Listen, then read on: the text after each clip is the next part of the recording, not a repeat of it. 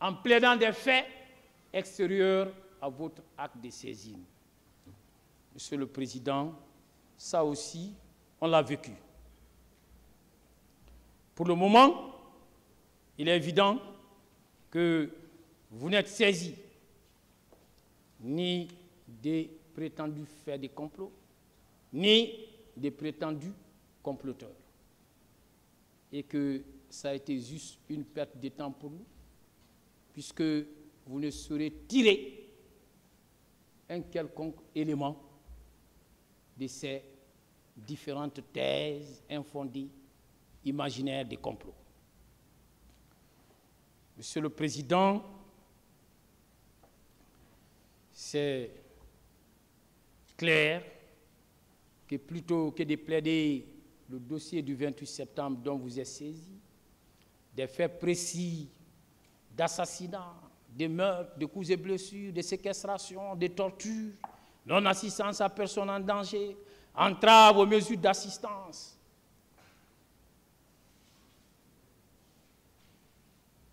Les faits pour la complicité desquels son client a été saisi, il a plaidé d'autres faits. Monsieur le Président, quelle incohérence!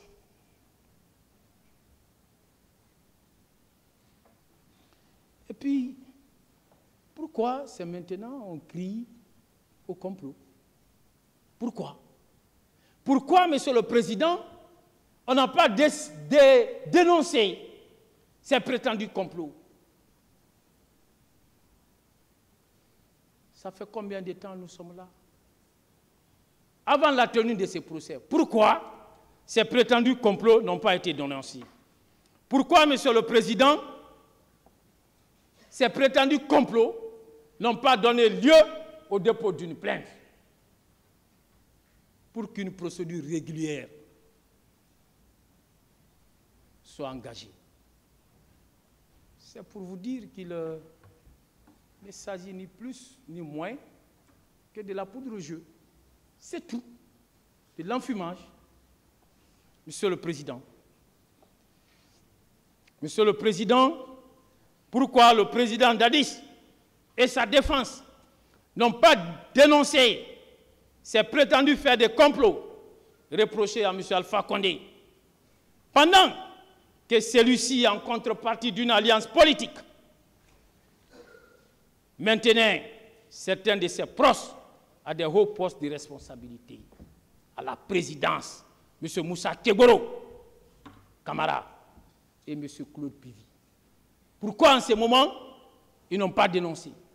Pourquoi en ce moment, ils n'ont pas dénoncé pendant que M. Alpha Condé, en contrepartie de cette même alliance politique, nommait d'autres hauts fonctionnaires dans des fonctions de haut niveau? Monsieur le Président, Monsieur Papakoli Kourouma, Monsieur Cessé Alexandre Lois, Frédéric Lois, la liste est longue, j'en passe. Pourquoi? De qui se moque-t-on? De qui se moque-t-on, Monsieur le Président? En tout cas, pas de vous, en tout cas, pas du peuple de Guinée, parce que nous connaissons tous l'histoire de ces pays. Que le président Dadis puisse se passer de cette théorie et puisse affronter la justice de son pays, faire face à sa responsabilité pénale. C'est le plus important, Monsieur le Président. Monsieur le Président, on est allé jusqu'à franchir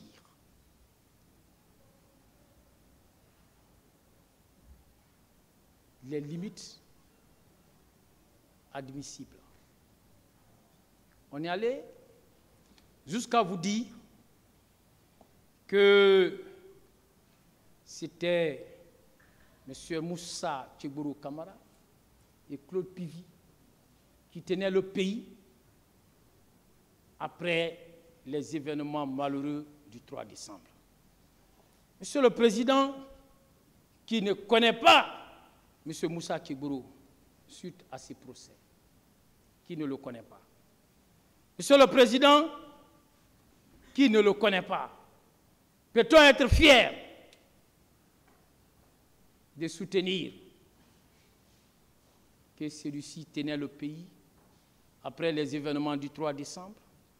Monsieur le Président, qui ne connaît pas M. Claude Puvis, qui ne connaît pas, qui a même fui la justice de son pays à l'occasion d'une évasion organisée par lui, le président Dadis et son petit cercle. Mais ils n'ont pas réussi à s'enfuir. L'autre était commando. Il est parvenu à s'échapper. Mais eux, ils ont échoué dans leur évasion, Monsieur le Président. Qui ne connaît pas, c'est Claude Puvis. C'est Claude Puvis, Monsieur le Président, qui a fait irruption au camp Kamayen sous le règne du feu général Lansana Conté, en faisant beaucoup de morts et beaucoup de blessés parmi les policiers. On se rappelle de cela. Ça, c'est l'histoire récente de notre pays. Nous en sommes tous les témoins oculaires. Qui ne se rappellent pas de ce Claude Puvis, Monsieur le Président, qui s'était illustré dans les différentes mutineries qui ont secoué les camps de la capitale. Monsieur le Président, je veux parler des camps de Sangoya, Kamayen, Afaya Diallo et celui de la base militaire. On se rappelle de cela. On ne dormait pas en ce moment. À tout moment, c'était des bruits de bottes. C'est lui qui était à l'origine de cela, Monsieur le Président. Cette situation était devenue intenable face à la recrudescence de ces mutineries. On se rappelle que le feu président général Lansana Conté a fini par faire appel au général Sekouba Konaté, qui était à Massanta, et qu'il a nommé comme étant le commandant du Bata. C'est ce dernier qui réussira finalement, Monsieur le Président, comme les militaires aiment à le dire, à le faire rentrer dans les rangs. Qui ne se rappelle pas de cela, Monsieur le Président? C'est d'ailleurs Sekouba Konaté qui, après le chaos que fut la gestion du pouvoir sous le règne du président Dadis, c'est lui qui a été désigné par l'accord de Ouaga. C'est lui qui a conduit à bon port la transition guinéenne, Monsieur le Président. Ainsi, vous conviendrez avec moi que parler de Kiburu et de Claude Puvis avec fierté, en soutenant que c'était ceux-là qui tenaient le pays après les événements du 3 décembre, alors que la seule évocation de leur nom suffit pour s'aimer la désolation, suffit pour s'aimer la consternation, suffit pour s'aimer la psychose sur leurs victimes innombrables. Monsieur le Président, ah, mon commandant, commandant Toumba, merci d'avoir sauvé la terre de vos ancêtres. Merci d'avoir sauvé sa démocratie par votre bravoure à travers vos actions héroïques. Le peuple de Guinée vous restera jamais reconnaissant. Monsieur le Président, Messieurs les assesseurs, comme vous venez de suivre le développement que j'ai entamé hier et que je poursuis maintenant, il est donc constant qu'aucune preuve n'a été apportée contre mon commandant par ses accusateurs. En tout cas, aucune preuve de sa culpabilité n'a été débattue contradictoirement devant vous ici. Monsieur le Président,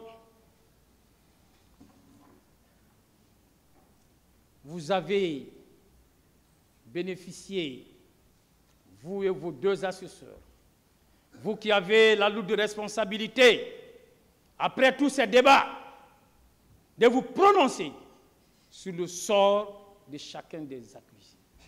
Vous avez eu une chance inouïe, une chance inédite, Monsieur le Président, c'est que, avant même d'entreprendre toute décision de justice, vous avez été témoin pendant l'instruction définitive de la rétractation de certains témoins qui avaient accusé à tort mon commandant. Vous avez assisté à la rétractation d'une victime qui avait accusé à tort mon commandant, Monsieur le Président.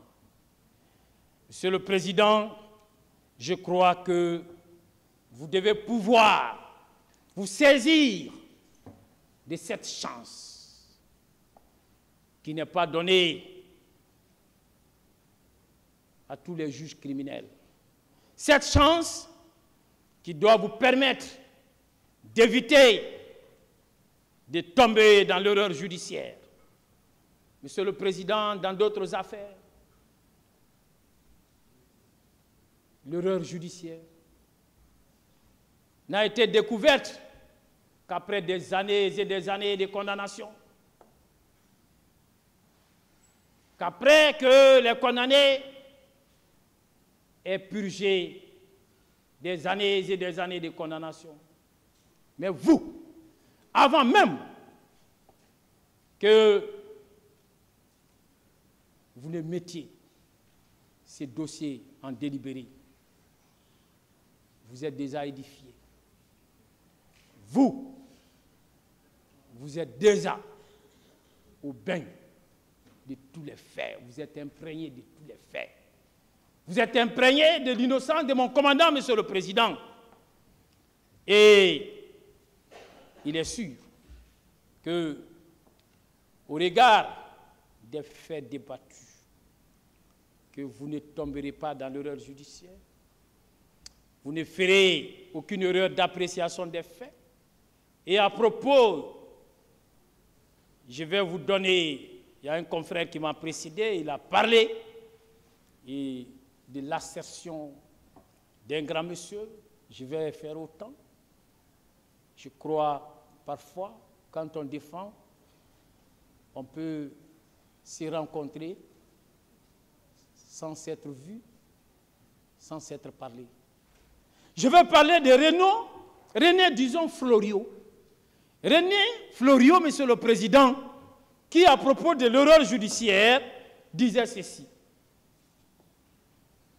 L'homme le plus honnête, l'homme le plus respecté, comme mon commandant, peut être victime de la justice.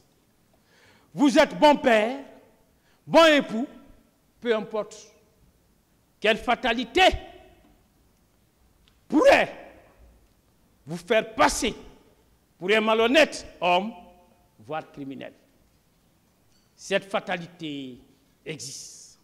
Elle porte un nom, l'erreur judiciaire, Monsieur le Président. Évitez l'erreur judiciaire à l'égard de mon commandant. Monsieur le Président, constatez, vous et vos assesseurs, constatez son innocence, acquittez-le purement et simplement. Et ce sera justice, Monsieur le Président. Monsieur le Président, à présent, je vais aborder le dernier point. Le dernier point de ma plaidoirie telle que je l'avais annoncé hier. Monsieur le Président, c'est l'impossibilité, et l'impossibilité absolue, d'imputer les faits d'assassinat, de meurtre des coups et blessures, des tortures, des séquestrations, des non-assistances à personnes en danger, d'entraves au secours. Monsieur le Président, ces faits-là, je ne suis pas là en train de dire que ces infractions n'ont pas existé. Non, ces infractions existaient. Nous les regrettons. Mais Monsieur le Président, mon commandant n'en est pas l'auteur. Non, il n'en est pas l'auteur, Monsieur le Président. Et vous savez très bien que l'article 14 de notre code pénal est très clair. Nul n'est responsable pénalement que de son propre fait. Quel fait personnel? Quel fait personnel a été invoqué ici contre lui avec des preuves à l'appui? Comme quoi il serait l'auteur de ces faits? Rien. Rien, Monsieur le Président. Vous comprendrez que mon commandant ne saurait être retenu pour aucune de ces infractions. D'abord, l'assassinat. L'assassinat qui est le fait au terme de l'article 206, de donner volontairement la mort à autrui. Monsieur le Président, et l'article 208 continue, le meurtre commis avec préméditation ou guet-apens constitue un assassinat. Il est puni de la réclusion criminelle à perpétuité. Monsieur le Président, les victimes, les témoins, unanimement, ont déclaré ici que mon commandant n'a été vu par personne en train de tuer.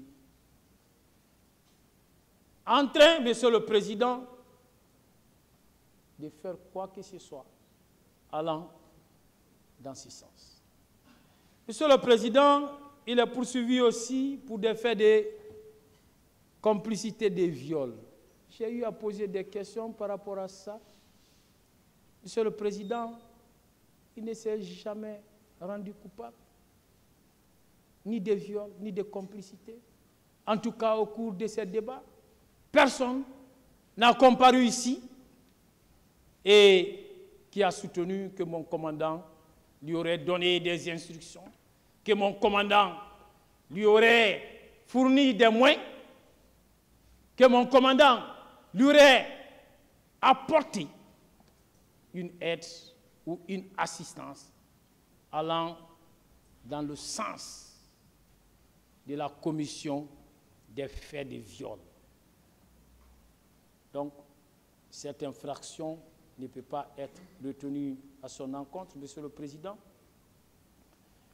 Et vous voyez, il est poursuivi aussi pour des faits de complicité, d'enlèvement, de torture, de séquestration. Monsieur le Président, il n'a enlevé personne, il n'a séquestré personne. En tout cas, les débats l'ont prouvé et aucune preuve n'a été rapportée, ni par les parties civiles, ni par le ministère public, même à travers les petits détails dont ils ont fait état ici, sur la base des suppositions, sur la base d'imagination. Monsieur le Président, coups et blessures,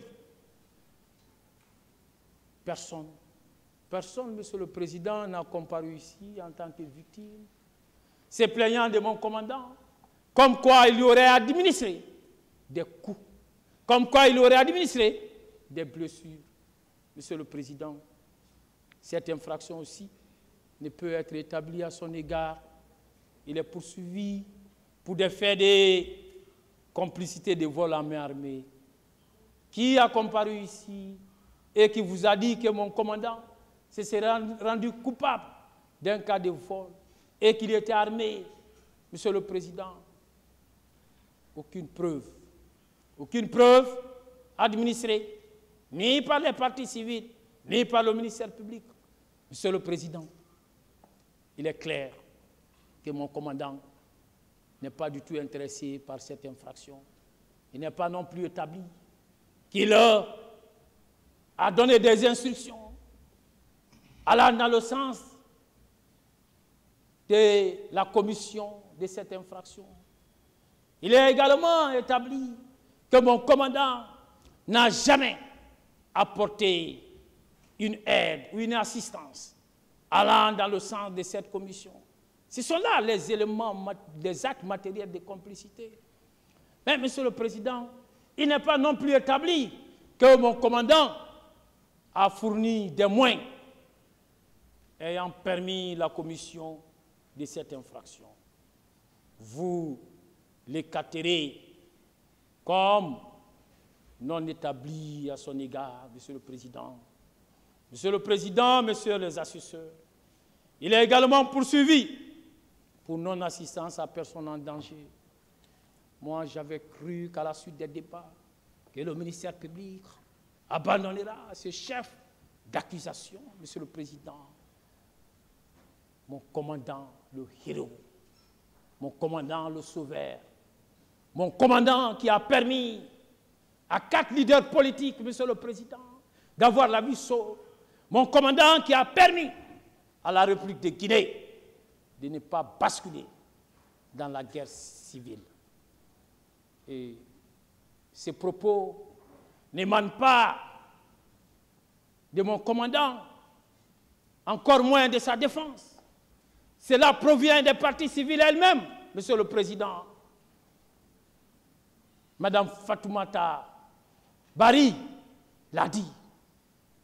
Monsieur Baouri, lors de son passage ici, l'a dit. Mais, Monsieur le Président, il est clair que cette infraction ne peut pas être établie à son égard. Et on nous parle d'entrave aux mesures d'assistance. Monsieur le Président, et on ne vous dit pas, et à quoi? Quel a été son comportement? Il s'est opposé à quel secours qui était destiné à sauver ceux qui étaient au stade. D'ailleurs, lui-même, il s'est érigé en secouriste. C'est lui qui a secouru. Cette infraction ne peut pas être établie à son égard. D'ailleurs, Monsieur le Président, en ce qui concerne cette infraction, et non seulement elle n'est pas établie à son égard, je voudrais relever que cette infraction ne peut même pas être retenue en raison du principe de la non-rétroactivité de la loi pénale, dans la mesure où, au moment de la commission des faits qui lui sont reprochés, aucun texte de loi en République de Guinée ne faisait de cette infraction, ne faisait, disons, de ces comportements une infraction à la loi pénale. L'entrave aux mesures d'assistance n'était pas encore érigée au rang des infractions à la loi pénale dans notre pays. Monsieur le Président, au nom donc, du principe de la non-rétroactivité tel que prévu par l'article 5 de notre Code pénal, Monsieur le Président, cette infraction ne peut pas du tout être retenue à son égard et vous relèverez d'ailleurs en parcourant le réquisitoire introductif en date du 2 février 2010 de Monsieur le procureur général qui a saisi le pool des juges d'instruction. Nulle part, vous ne verrez dans ces réquisitoires qui est l'acte de saisine que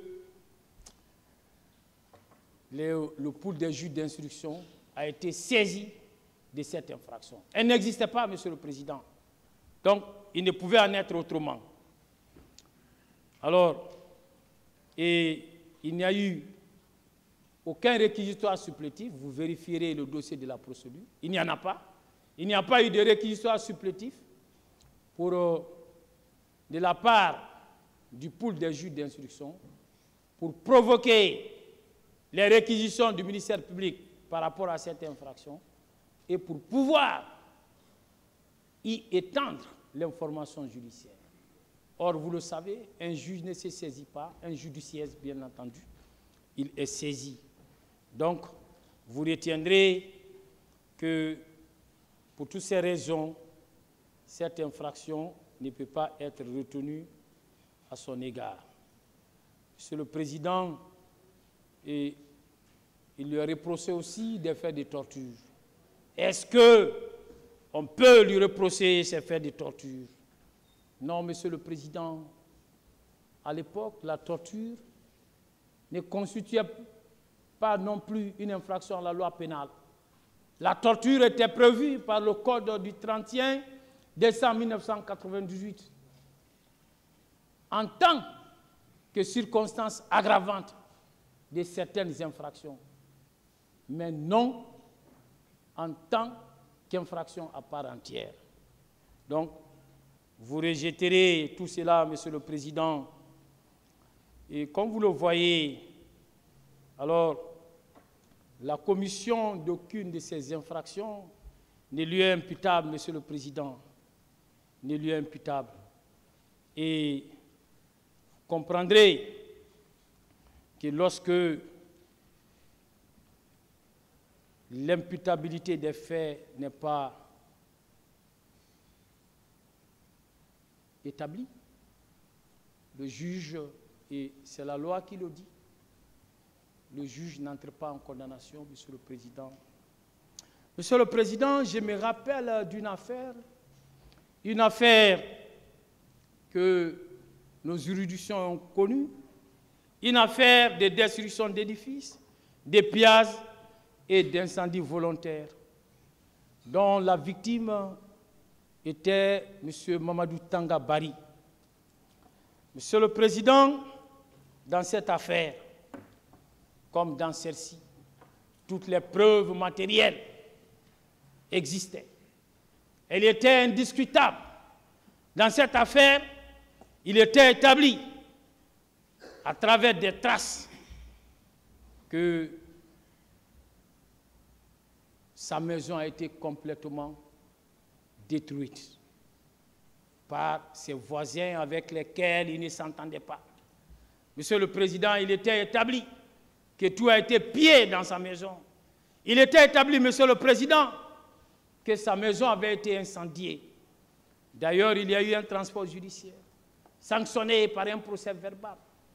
Monsieur le Président, ce dossier était un dossier du cabinet de mon feu maire de stage, paix à son âme, feu Famoro Sidram Kamara. Et à l'époque, je n'étais qu'un simple assistant. Je n'avais pas encore le statut d'avocat. Mais ce dossier, je l'ai suivi de près.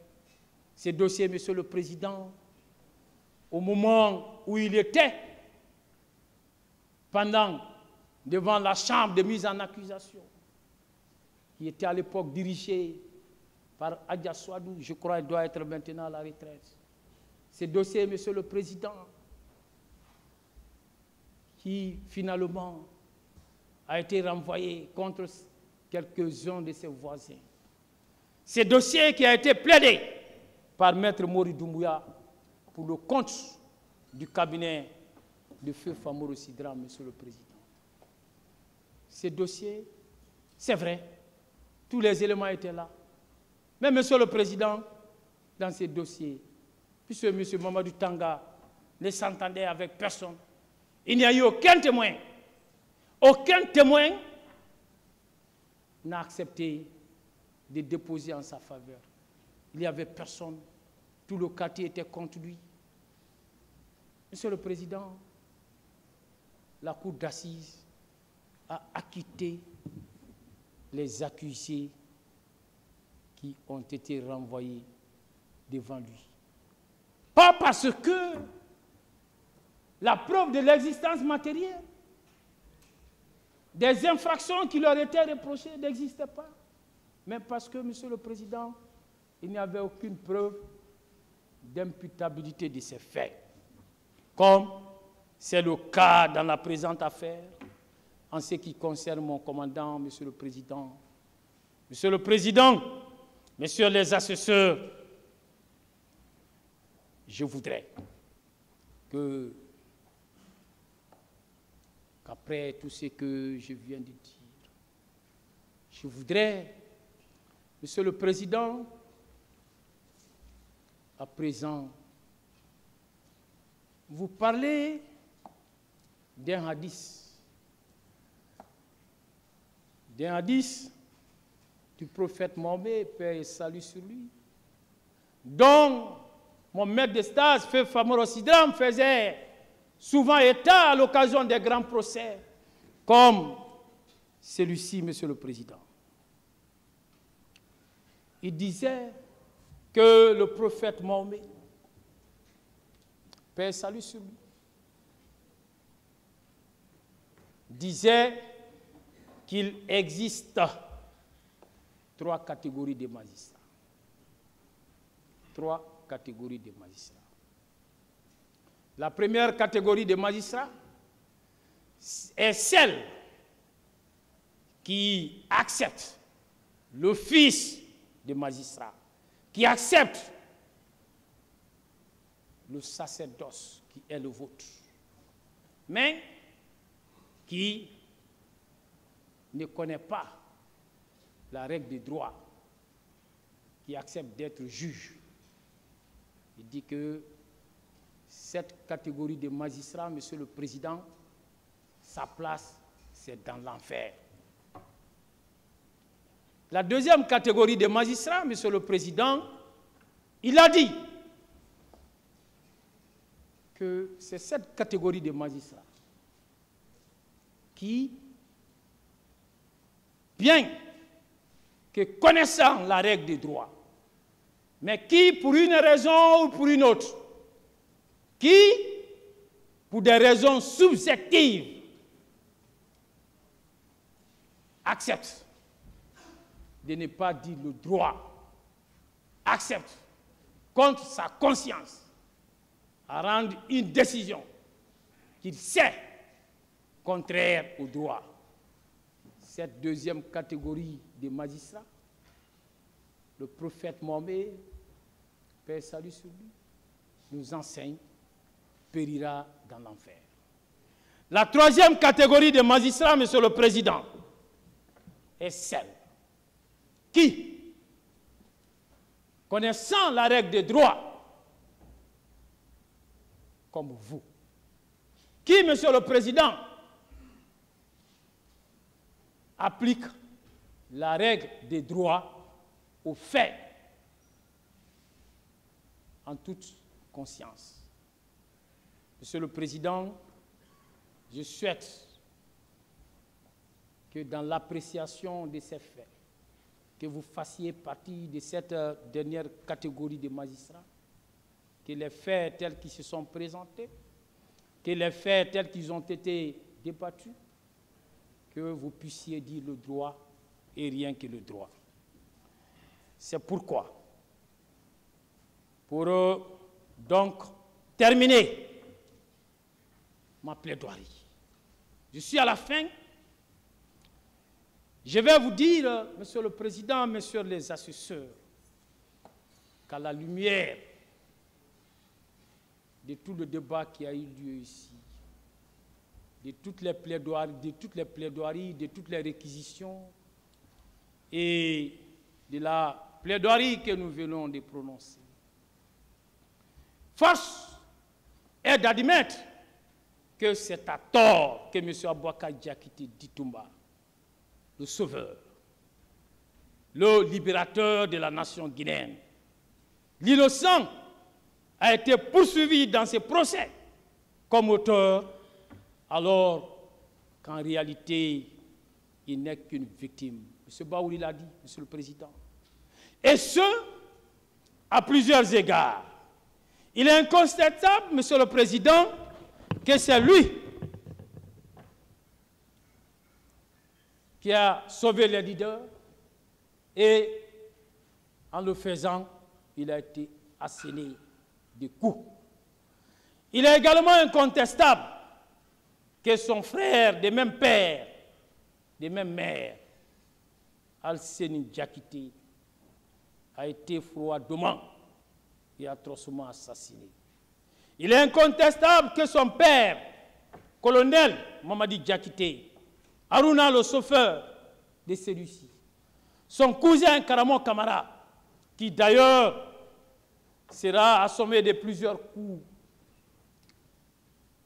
des baïonnettes auxquelles il survivra miraculeusement. Son frère, son jeune frère, Sekouna Diakité, qui ont été arrêtés et conduits aux 32 escaliers tristement célèbres. Monsieur le Président, où ceux-ci seront séquestrés pendant plusieurs semaines avant d'être libérés. Il est également constant, Monsieur le Président, que sa mère a été empêchée de regagner son pays, que sa mère a été contrainte à l'exil lorsqu'elle revenait de son pèlerinage. Il est tout aussi constant que sa femme, Birgissa Diallo, et son enfant ont été activement recherchés jusqu'à Pita, d'où ils parviendront à trouver miraculeusement un refuge au Sénégal, un pays voisin à la République de Guinée. Il est constant, Monsieur le Président, qu'il a lui-même fait l'objet de chasse à l'homme, avant de réussir à se mettre à l'abri en trouvant refuge dans le même pays. Monsieur le Président, c'est pourquoi je suis entièrement d'accord. Je suis entièrement d'accord avec Madame Fatoumata Bari. Je suis entièrement d'accord avec M. Baouri, qui ont déclaré que M. Aboka Diakité Ditumba est une victime. Ainsi, Monsieur le Président,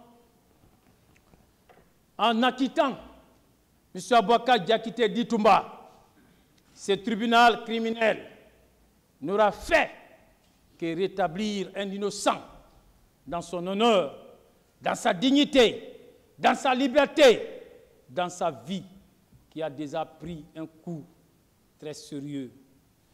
Je suis d'accord avec certaines parties civiles que ce procès doit être une tribune de réconciliation nationale.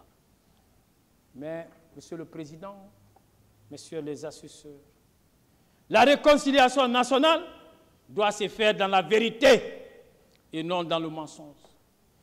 La réconciliation nationale doit se faire dans la vérité et non dans la falsification des faits, dans le but d'obtenir coûte que coûte la condamnation d'un innocent comme mon commandant, M. Aboka Diakité Ditumba, Monsieur le Président. Monsieur le Président, Messieurs les assesseurs, une victime dans le box des accusés mérite d'être acquittée. Veuillez acquitter mon commandant, Monsieur le Président. Veuillez l'acquitter, ce sera justice. Monsieur le Président, vous me permettrez, à cet instant précis, de faire parler mon cœur, le cœur d'un avocat, grand comme cette salle, le cœur d'un avocat, grand comme la République de Guinée, le cœur d'un avocat, grand comme toute l'humanité progressiste, en vous déclamant ceci, Monsieur le Président, Messieurs les assesseurs. Aboubakar, je m'adresse à vous, Aboubakar des enviés, regarde, Toumba des nobles combats, Diakité, artisan de la vérité, te voilà écrit ton nom aujourd'hui en lettres capitales de l'histoire. Tu vivras, tu survivras désormais au-delà des frontières, Au-delà de ton existence, ton nom ne disparaîtra guère. Ta réputation demeurera en bonne place de l'histoire. Elle le sera à l'image des grands guerriers.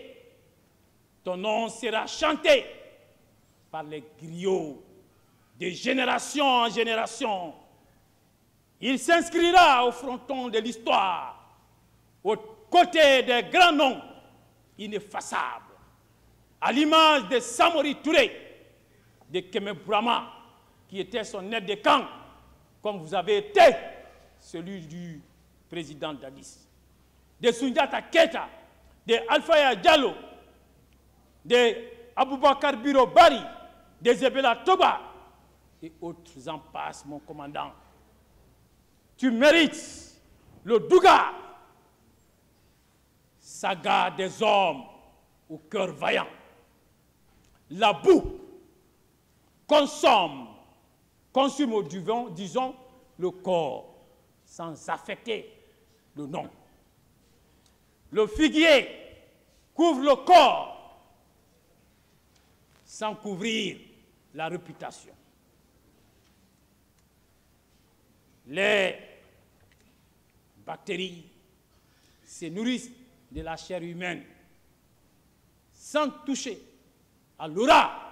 Vous avez de l'aura, ça partira et ça partira, mon commandant. Grand homme, si on n'était pas à l'ère des ingratitudes, ici n'est pas ta place. Tu es une légende. Tu mérites qu'on te célèbre. Tu es allé à la mort pour sauver des vies. Le bienfait ne sauve plus. Le premier coup de fusil qui retentissait à l'aube, tu es à plein cœur le fils du bienfaiteur. Mais une chose est claire, celui qui abat son chien méchant se fera mordre par celui d'autrui. Hier, tu as été monstrueusement caricaturé. Te voilà aujourd'hui déposer ces masques affreux à la face du monde. Te voilà le restituer à son sculpteur. Patience, patience, cet éclairé tribunal t'acquittera. Merci, Monsieur le Président. Merci, Messieurs les associés.